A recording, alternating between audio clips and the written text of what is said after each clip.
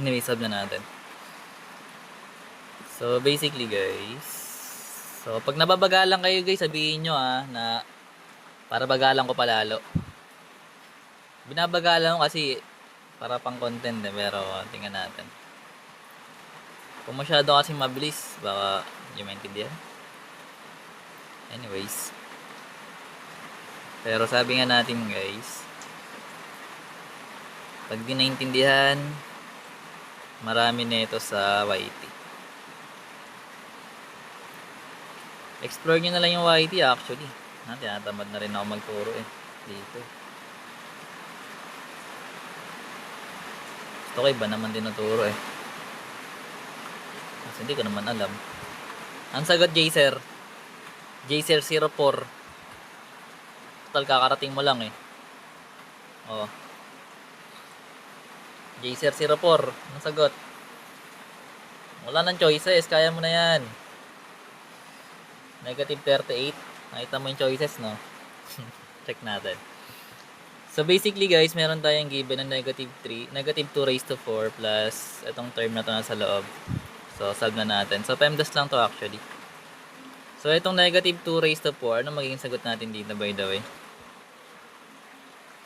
So that is magiging, yung negative guys, hindi yan isasama sa i-raise to mo.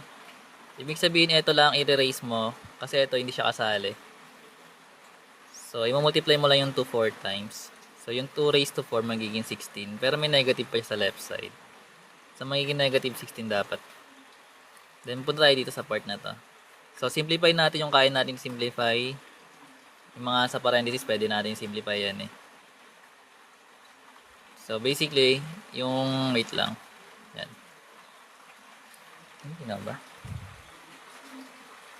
So basically, itong negative 3 kakopy lang natin yan. Pero yung itong 4 minus 7, pwede na natin yan i-simplify, no? So yun na ba yung 4 minus 7? That is magiging, sagot dito.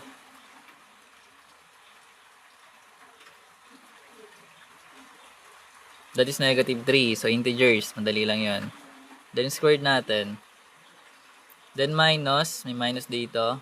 Itong negative 10 divide to, ano magiging sagot? That is negative 5, diba? Negative divide positive, magiging negative yung sign. Wherein yung 10 divide to magiging 5. So, copy lang ulit natin yung negative 6. So, copy natin yung negative 16 pala. Plus, itong negative 3, copy rin natin. So, itong negative 3 squared, anong kakalabasan yan? So, ibig sabihin kasama yung negative sa i-multiply mo, no? So, magiging positive 9 yan. Then, itong negative times negative 5, anong kakalabasan?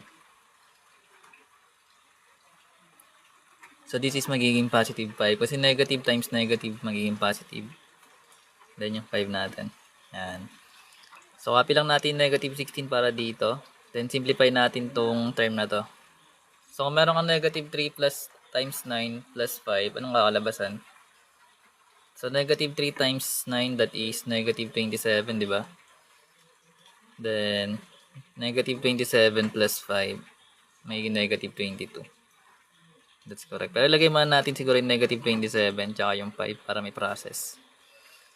So, magiging negative 16 plus yung negative 22 dito. So, positive times negative, di ba magiging ganyan? So, ano ba yung negative 16 minus 22? Magiging negative 38. So, ito yung sagot natin. Anyways, that is negative 38. Wait lang, tinatawag na ako. Ito yung next, Ito yung sagutin.